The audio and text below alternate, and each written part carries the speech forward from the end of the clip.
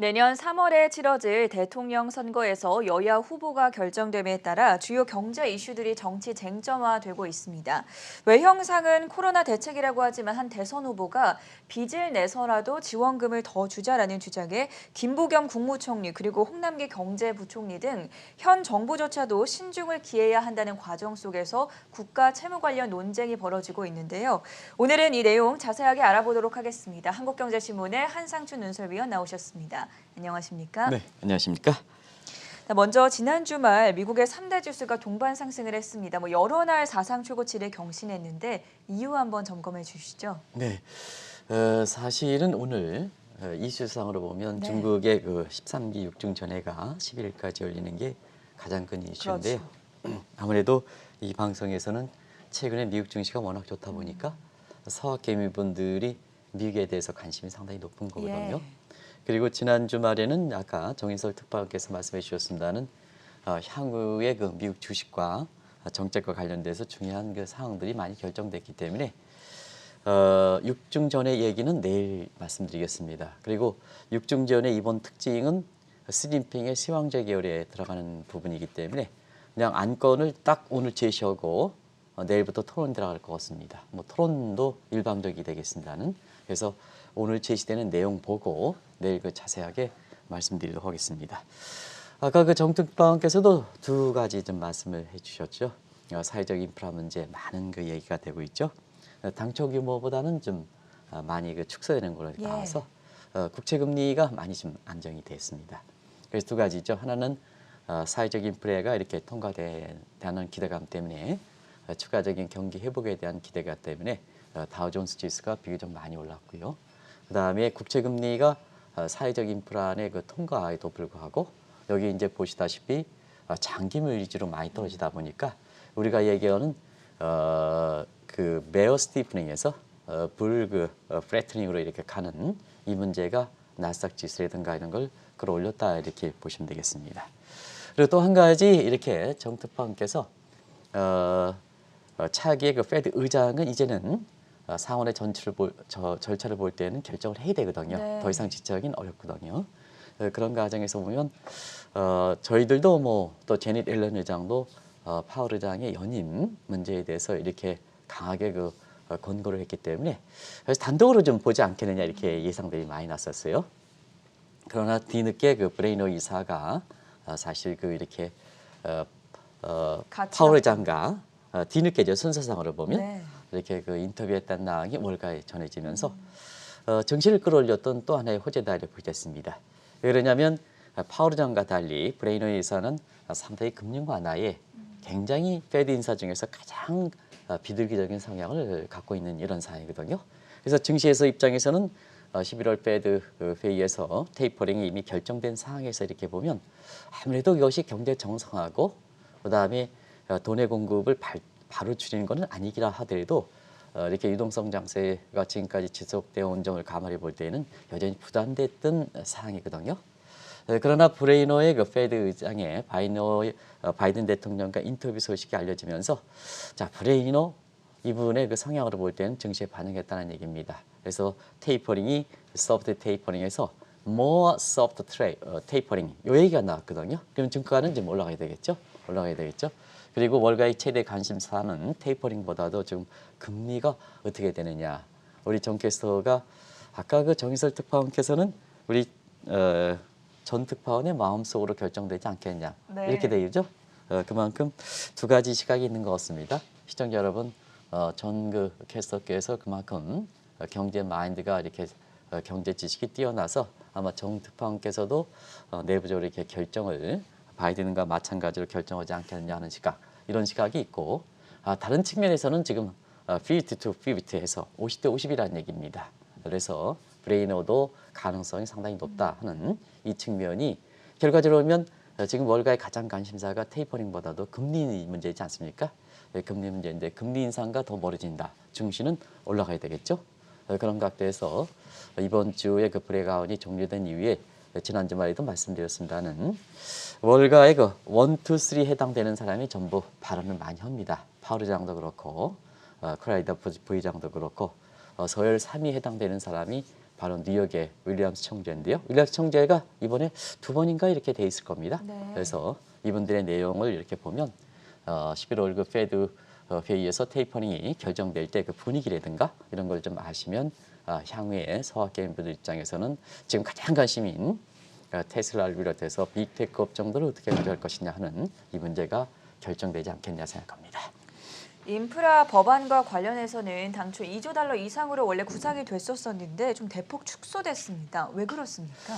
규모 자체에서는 뭐 1조냐 1조 2천이냐 뭐 여러 가지 얘기가 있는 것 네. 같아요. 아무래도 당초에 그 2조 달러 이상 구상했던 것보다는 많이 축소된다 이렇게 보여졌습니다. 축소되는 이유는 뭐 시청자 여러분이 다 아실 거로 생각합니다.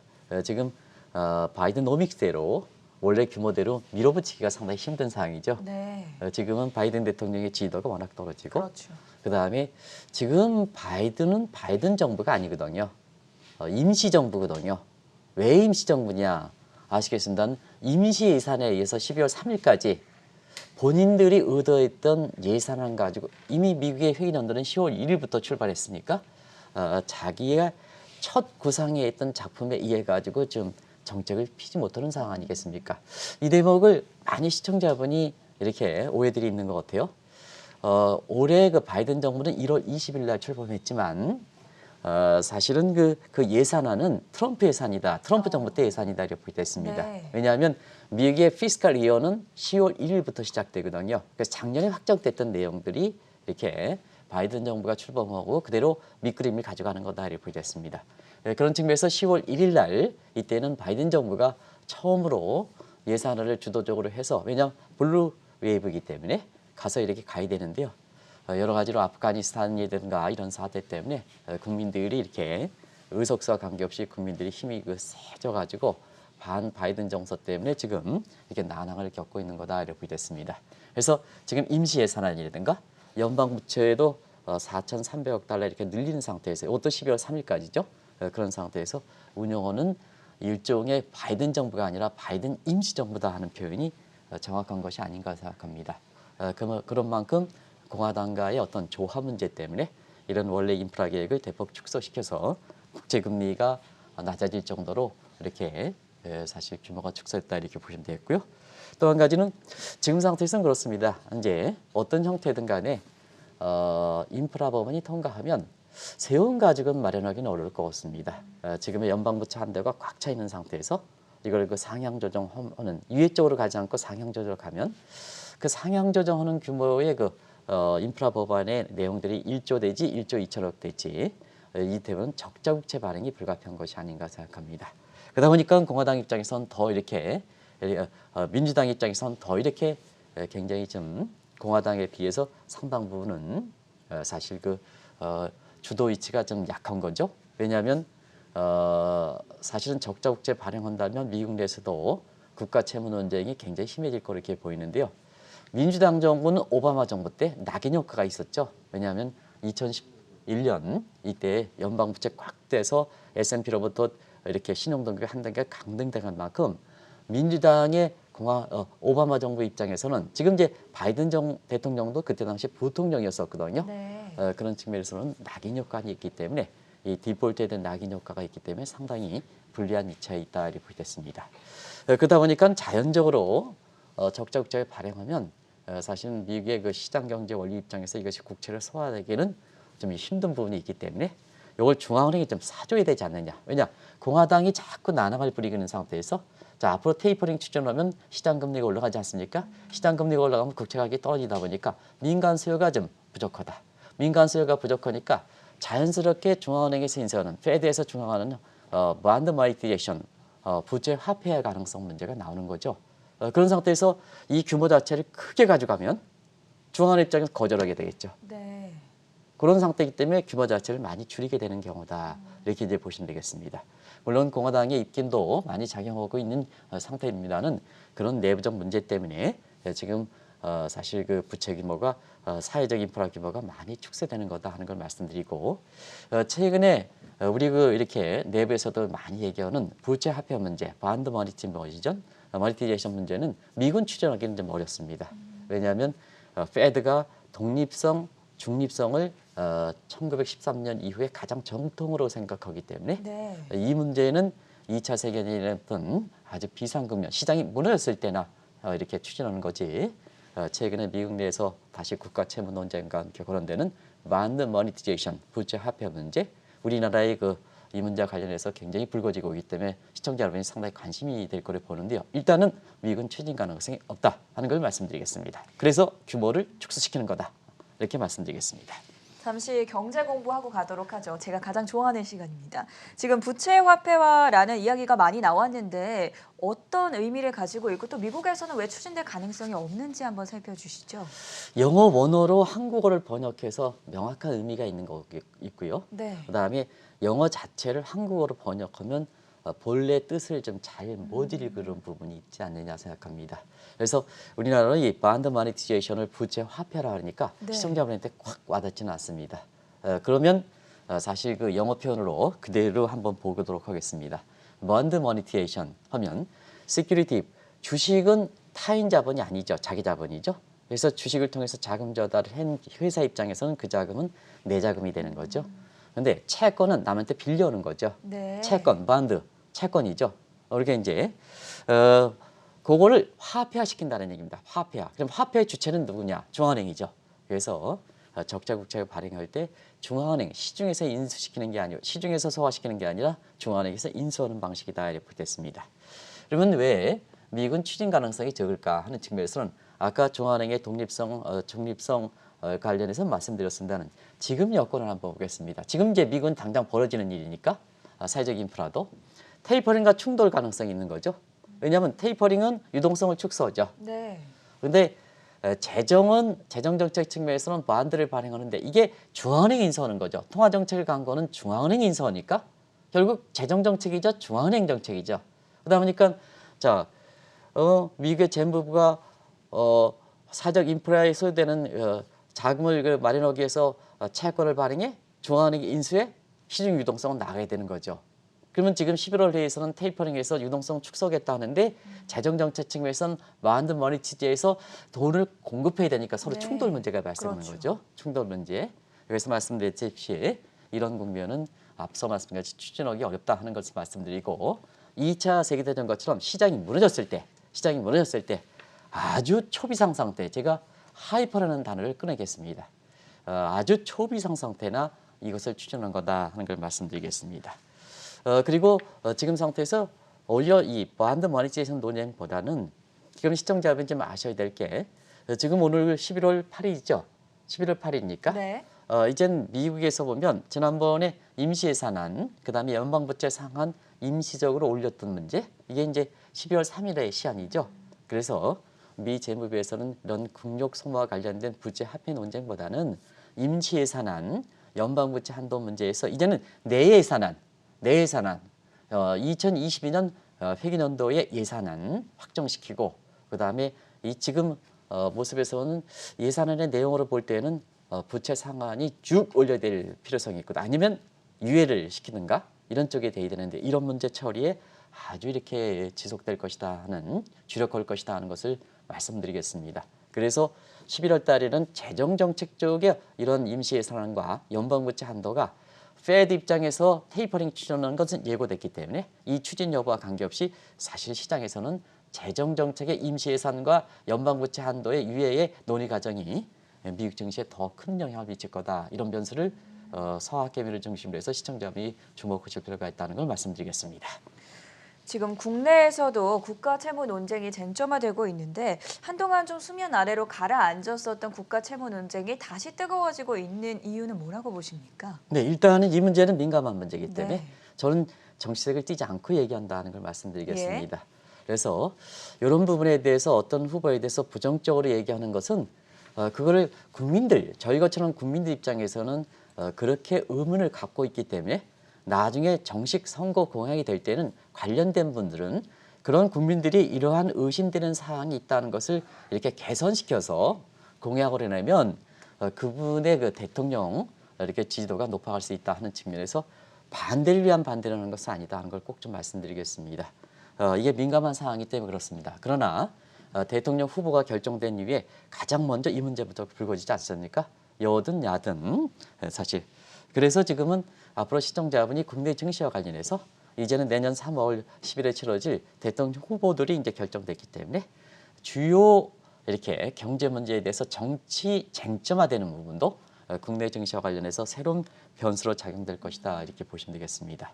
그런 과정에서 특정 후보가 빚내서 국민들의 지원금을 100만 원이죠. 네. 100만 원 주자, 100만 원 주자 이런 식으로 이렇게 나와서 국가 채무는 문제가 없다. 그대로 액면 그대로 좀 말씀드리겠습니다. 빚내서로 채무는 문제가 없으니까 빚내서라도 더 쓰자 하는 이게 권력이었죠. 근데 이제 한 가지 말씀드리면 요 주장 같은 경우는 익숙했던 게 문재인 정부의 현 경제 강요들 내지는 여당 이렇게 의원들이었거든요. 근데 이제 최근에 이렇게 보면 현재의 문재인 정부의 주요 인사들도 이 문제에 대해서 경우에 따라서는 뉘앙스가 반대 입장이보다는 굉장히 신중한 입장으로 돌아서고 네. 있습니다. 이게 이제 정전과 다른 점이죠. 과거에 이렇게 빚내서 더 쓰자 하면 여야 이렇게 됐죠. 경우에 따라서는 문재인 정부의 주요 인사와 야당 간에 이렇게 갈등했었는데 네. 최근에 이렇게 보면 이 문제에 대해서 여당 후보라 하더라도 지금의 그렇게 여당의 주요 인사들이 이렇게 신중한 입장을 제가 신중한 입장, 곤란한 입장을 이렇게 표명하고 있는데요. 아시겠습니다는 김병현 국무총리라든가 홍남기 재정정책 관련해서 주무부서인 입장에서 사실 이 문제에 대해서는 좀 전국민의 지원보다는 효율적으로 필요한 곳에 예를 들어서 부자들한테는 줄 필요가 뭐 있느냐. 국가가 채무가 어려운데 네. 예? 아주 지금 상태라도 코로나에 자기 의지와 관계없이 상처를 받았던 이런 사람들한테 집중하는 것이 자 코로나 직후에는 전 국민의 주더라도 지금은 이제 위드 코로나 되는 데 있어서는 국가 재정이 이렇게 문제가 있다 보니까 그 문제에 집중해서 주지 않느냐 하는 측면에서 효율적인 지원 쪽으로 이렇게 되는 이런 상황이거든요. 그래서 상당 부분 뉘앙스 차이가 있다 이렇게 보시면 되겠습니다. 그러다 보니까 시청자 입장에선 더 궁금한 거죠. 여당 후보가 대통령 후보와 현재 여당 내에 이렇게 여당의 집권당의 주요 인사들 국무총리라든가 그다음에 홍남기 부총리라든가 서로 갈등 뉘앙스 차이가 있다 보니까 어떻게 된 거냐 이거 좀 시청자분이 이것 좀 해설해 달라 하는 입장이 이렇게 되기 때문에 오늘 미국의 사회적 인프라와 관련해서 미국에도 국가 채무 논쟁이 있고 만드머니테이션 부채 화폐 문제가 있다 보니까 이 문제 결부시켜서 말씀드리겠다 이렇게 보시면 되겠습니다. 우리나라 국가 채무는 실제로 문제가 없는지도 궁금한데 자료를 함께 살펴볼까요? 네, 정인설 특파원께서도 페드 의장을 전 앵커한테 맡겨놓은 입장이기 때문에 전 앵커의 솔직한 입장을 좀 말씀해 주시기 바랍니다. 한 유권자 입장에서 우리나라 국가 채무에 문제가 없습니까? 문제가 있습니까? 있죠. 네, 그렇습니다. 있지요 하는데 아주 바로 대답을 하는 이 모습에 대해서 시청자분이 감을 좀 가지시기 바랍니다. 일단 국가 채무가 상당 부분 이렇게 이게 명확해야 됩니다. 민간 네. 문제일수록 명확해야 되거든요. 그런 측면에서 여러 가지 기준이 있는데요. 시청자분의 이렇게 이해를 돕기 위해서 협의의 개념, 광의의 개념, 최강의 개념을 얘기하는데요. 요거는 소속 기관이 어디냐? 예를 들어서 협의는 중앙정부와 지방정부, 그다음에 광의는 소속이 여기에 공기업까지 포함해서 그리고 최강의 개념은 준정부가 포함해서 네. 예를 들어서 연금이라든가 있는데 그다음에 또 하나의 차이점은 채무의 성격에 따라서 지금 발생한 채무, 현시적 채무, 앞으로 발생할 채무, 묵시적 채무 예를 들어서 차기 정권이 이렇게 들어오면 5년이니까 5년 내에 발생할 채무를 보통 묵시적 채무, 예비적 채무, 이런 잠재적 채무라 이렇게 분류한다 이렇게 보겠습니다. 요거에 분류돼서 협의의 개념, 강의 개념은 자 소속 기관은 공기업에 포함되느냐 아니냐 여부지만 여기는 현실적 채무만, 즉 발생한 채무만 그렇다. 근데 최강의 채무는 앞으로 발생할 예를 들어서 차기 정권이 5년 들어온다면 차기 정권에 이렇게 채무로 발생할 우발적 채무, 묵시적 채무, 잠재적 채무까지 포함하는 거다. 이렇게 보시면 되겠습니다. 우리나라는 워낙 차이가 되기 때문에 그런 측면에서 이미 광의의 개념과 최광의의 개념 공기업들이 지금 아주 현 정부 들어와서 전부 아주 수익이 아주 안 좋다는 거 아니겠습니까? 공기업들의 입장에서 네. 그래서 여기까지 포함하면 광의의 개념과 최광의 위험성이 넘었습니다. 국제적인 위험성이 넘었습니다. 지금 논란이 되는 것은 뭐냐면 협의의 개념이다. 그래서 IMF가 얘기하는 한국의 부채에 대해서 얘기하는 것은 협의의 개념이다. 이걸 정리해놓고 협의 개념으로 얘기하겠습니다. IMF 한번 보겠습니다. 자, IMF 이렇게 보면 국가 채무는 지금이 중요한 게 아니죠. 내가 이제 대통령 후보가 돼서 대통령이 된다면 앞으로 5년 동안 어떻게 될 것이냐가 더 중요하죠. 지금 발생한 거는 예산이니까 양입재출의 원칙이니까 지금이 중요한 게 아니죠. 네. 그래서 앞으로 네인데요. 올해가 이제 2017년 문재인 정부 때 36%, 올해간 52.4%, 50.5%. 근데 자, 앞으로 어떻게 될 것이냐? 2024년 다음 정권 때 집권 기간이 중간 정도죠. 그죠? 5년 내년서부터 하면 2027년까지 이렇게 가니까 요 중간 정도죠. 그래서 중간 정도로 설정했습니다. 공교롭게도 IMF가 이때 나왔습니다. 62%. 그러면 최근에 IMF의 적정 채물 신흥국가 같은 우리에 속해 있는 거에 60%서 이것도 벗어난다는 얘기입니다. 그래서 우리가 이렇게 본다면 협의의 개념, 광의의 개념, 최강의는 전부 뭐냐? 광의의 개념과 최강의는 이미 국가 채무가 우리가 굉장히 문제가 되는 상태고 협의의 개념, 지금 낮다는 협의의 개념도 차기 정권 시절에는 넘어간다. 그것도 중간 시점에 넘어간다 이렇게 보여졌습니다. 그리고 우리가 국가 채무가 굉장히 건전한 국가였습니다. 그런데 앞서 문재인 정부의 출범할 때부터 지금까지 이렇게 보면 많이 썼다는 건 뭐 국민 여러분께 다들 아시죠? 국가 채무의 증가 속도가 2다 하는 측면에서 두 가지로 IMF가 그동안 재정이 건전했던 것도 상당히 문제가 있다 하는 쪽으로 이렇게 돈다 이렇게 보여졌습니다. 그러다 보니까 자, 전 국민의 지원금 100만 원 지급 문제에 대해서 자, 지금과 같은 상태에서는 적자 국채가 발행한다. 근데 지금 한국은행에서 금리를 올려간다 하다 보니까 앞으로 반드 프라이스는 떨어지지 않느냐. 지금 금융시장에서도 채권 사는 사람이 없지 않습니까? 그죠? 채권 지금 앞으로 금리를 계속해서 올려가겠다 하는 거 아니겠습니까? 네. 그러면 채권 가격이 떨어지겠습니까? 저는 채권 사시겠습니까? 채권의 버퍼 역할이 없는 거죠. 그러다 보니까 이 논란이 최병 교수님이라든가 이런 분들이 얘기해야 될 사항이 뭐냐면 지금 상태에서 금리를 올린다. 지금 시점에서 이렇게 보면 채권을 사줄 수 있는 사람은 없기 때문에 자, 이것이 뭐냐. 교수님 자체도 제가 존대어를 썼습니다. 교수님 자체도 중앙은행이 적극적 역할을 해야 된다 하는 입장으로 표명을 하셨습니다는 미국과 마찬가지로 지금 뭐냐. 적자 국채를 발행해 시중 인사가 어렵다면 자, 중앙은행이 해야 되는 게 아니라 해서 국가 채무와 함께 완전 모니티제이션 즉 부채 화폐 문쟁이 강하게 거론되는 거다 하는 걸 말씀드리겠습니다. 미국과 달리 국내에서는 특정 후보에 소속된 일부 학자를 중심으로 부채 화폐화를 주장하고 있는데 그만큼 좀 상황이 어렵다 이렇게 봐야 될까요? 네, 일단은 이 부채 반드 마니티에서는 과거 추진한 사력을 이렇게 볼 때는 2차 세대기 같은 아주 이렇게 비상 국면에 추진한다 이렇게 이제 보시면 되겠습니다. 그래서 시청자 여러분 그 대목을 좀 말씀을 드리고요. 근데 지금 우리나라가 코로나 사태가 비상 사태일까? 지금 작년에 대비해서 현 정부 입장에서 위드 코로나 체제를 가지 않습니까? 경제도 좀 숨통이 터져서 하는 입장에서 이렇게 훌륭하신 금통위원들이 지금 금리를 올려나가는 이런 시점 아니겠습니까? 그런 상태에서 사실상 지금의 반드 마니티제이션 이런 문제가 한국은행이 적극적 역할을 해야 되느냐, 금리를 인상해서 긴축으로 지금 가고 있는데 적극적 역할을 해야 되느냐 하는 측면에서는 시청자분한테 판단에 맡기겠습니다. 개인적인 얘기하는 단계에서는 자, 지금은 우리가 숨통이 터지는 단계이기 때문에 이 정책을 밀어붙이면 다른 쪽에 오해가 있겠다. 아까 표 때문에 오고 이렇게 해서 그런 쪽에 오해를 이렇게 불러일으킬 수밖에 없는 상황이다 하는 걸 말씀드리고요.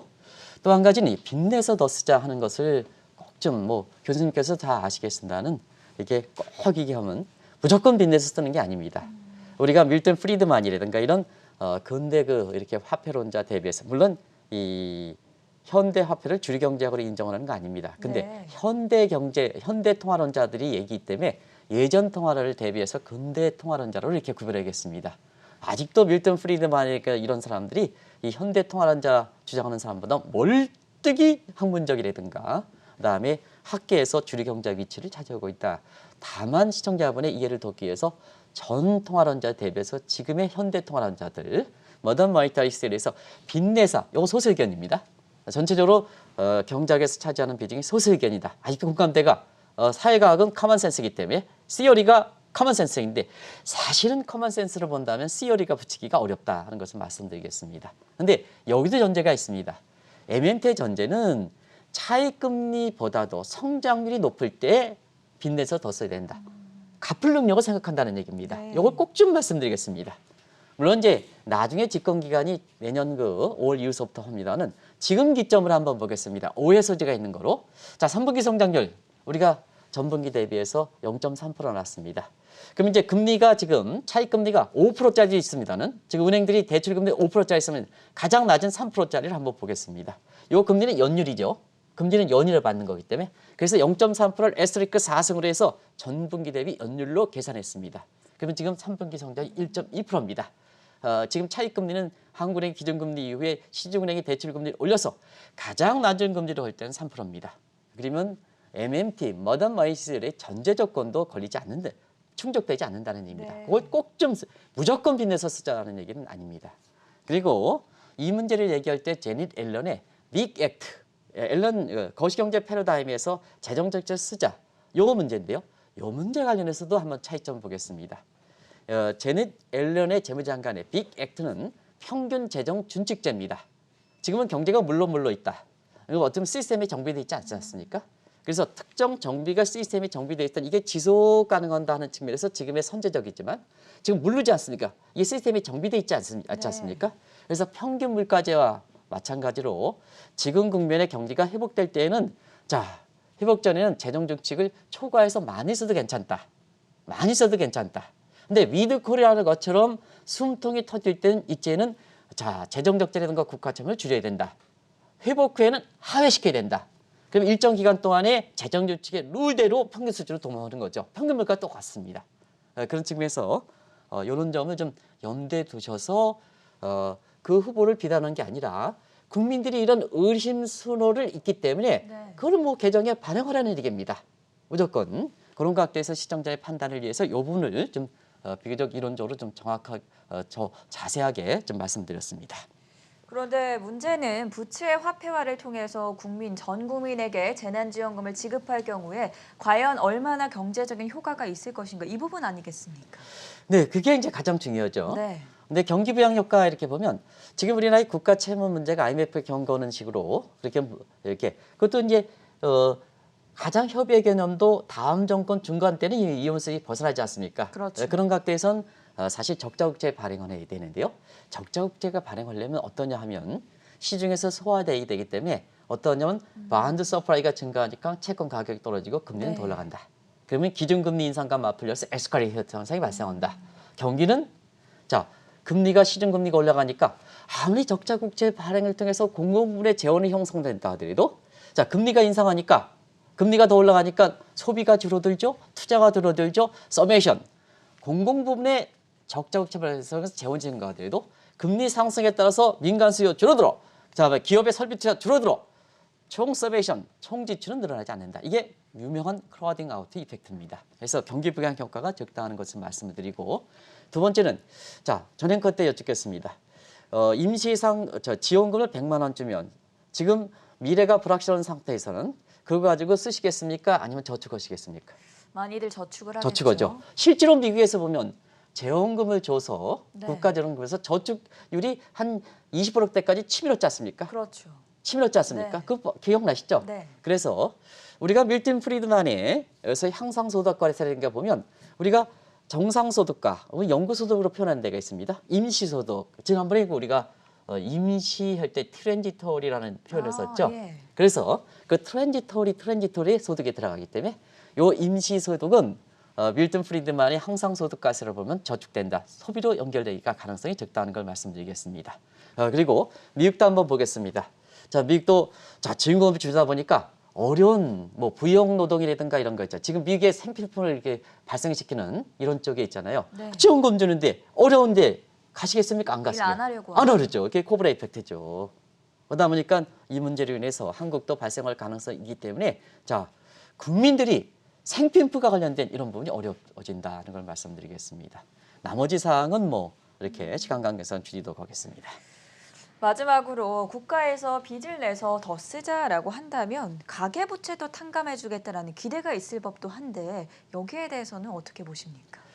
지금 상태에서 가계부채를 아주 전방위로 줄이지 않습니까? 네. 금리도 올려, 대출도 규제 뭐 다 줄이지 않습니까?